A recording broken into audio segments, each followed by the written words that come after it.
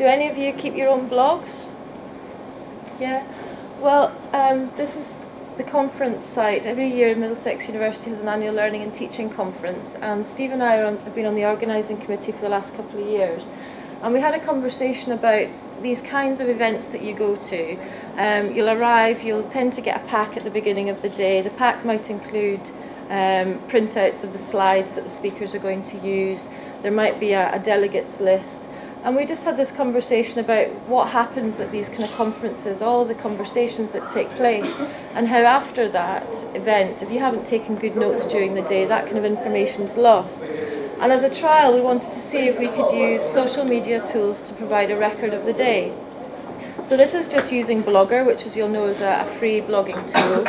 And what it contains is videos of the keynote speakers, their slides, all the presentations that take place through the day, reports on those presentations, tweets that are posted throughout the day. On the day we'll have some people with flip cameras going around getting responses and feedback from participants.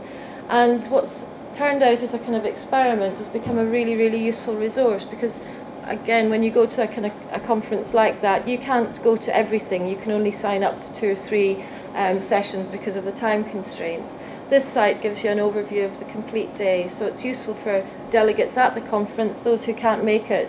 And we also did some tracking and found that we had hits, global hits, didn't we? People who did a search and found, for example, they might be interested in e-assessment, which was the theme of last year's conference.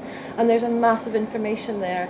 It's a little bit intensive on the day, but it's a fantastic record and a great way of aggregating all the contributions, all the conversations that go on.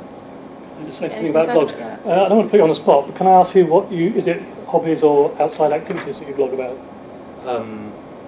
It's kind of, it's to do with what we're studying. So, okay. And you're getting interactions with colleagues on this course or elsewhere from it?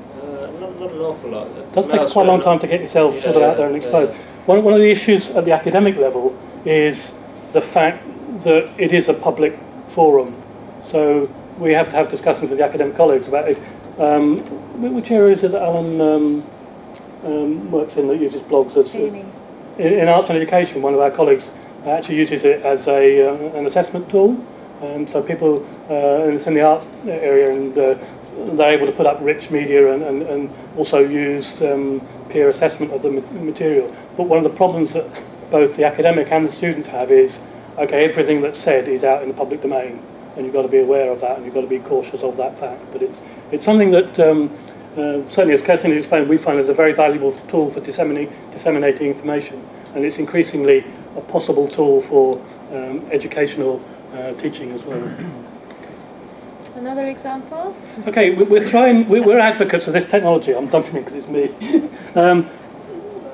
If I start talking about wikis, we all know what I'm talking about, do we? I haven't got to explain what a wiki is. This is an example of a wiki being used in the biological sciences department, and it's basically a collaborative exercise that the students did, and the member of staff tracked the traditional way that the assignments were done and the marks that the students got, and then instituted a wiki as the way of doing it. And they were divided up into groups, as you can see on the left-hand side, and they were given a task. And one of the things was that the wiki was exposed to everyone on the course immediately. And people started looking at what the other group were doing. If you have a group presentation where you come together at the end on a course, often you don't see the other group's activities until you see the presentation, and then you're knocked over by how clever they are and what they've done, or not, as the case may be. In this instance, you're able to look at the other group's activities, and a group would see that someone's embedded a photograph, so they're off to do that as well. And in this instance, someone's embedded a video, and what it did was raise the game between the groups about what their performance expectations were. And the lecturer actually did some assessment of the marks afterwards and found that it was actually a way of getting the student marks on average to be raised by using this technology. And it was a very good example of an integration of a new kind of technology that actually had a benefit both for the member of academic staff, because there's now a great load of resources that can be exposed to the next group of students as well, and the students benefited from the fact that this was happening. And it was pointed out to me that we'd done this presentation once before. I randomly chose this page without knowing that it was a video of human sperm under a microscope. So if you want to know the reference for that, I can give it to you afterwards. But I don't know why I chose that. It just looked quite pleasant. Okay, another wiki, but being used for a completely different purpose. This is our colleagues' wiki in the e-learning support team. And it's just a straightforward website for providing information, but the technologies that we support or are supported by our colleagues in the learning support team are listed, and each member of the team takes responsibility for updating the pages for their area. So again, just a very neat and very simple way of getting information out there. Okay, this is a kind of a parallel. The demonstration that was shown earlier on of Facebook on the MIND program was actually in order to introduce the students to themselves. They were from different cultures, so there would be an exchange going on. I think there's an exchange going to Finland in a few weeks' time. And it was quite a good way of introducing both the individual students and the cross-cultural things that were going to happen between the groups. This is an example from the marketing area at the university where a slightly different approach was taken.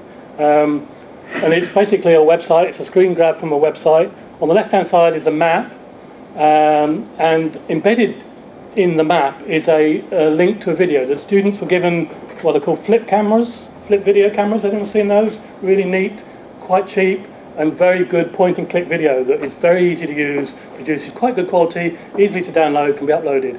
And the student task was to say something about themselves and their culture, and then say where they were from. And from that I was able to geocode the information and place the icon on the map, and the icon's active, so when you click on a particular one it brings up the student and you can play it. And it's just another way of exposing both who the people are, where they're from, what their culture is, and getting a picture. And so you can see this was first year marketing students. There was obviously predominance of England and South East England, but there were students from Scandinavia and Lithuania, Portugal, and all sorts of places. And it was a very good one for just that introductory stuff that you can do with students. Simple technologies. Okay, and our final example is how are you all getting on with UniHub? Have you all done your undergraduate studies here before? Moving on to postgraduate, you're all new postgraduate, some of you have. So some of you are used to life before UniHub. Yeah, I remember. Yeah. A new feature that hasn't been fully explored yet, but that will be properly coming on stream soon, is the idea that within UniHub we can have communities. So similar, I suppose, in a way to Facebook groups.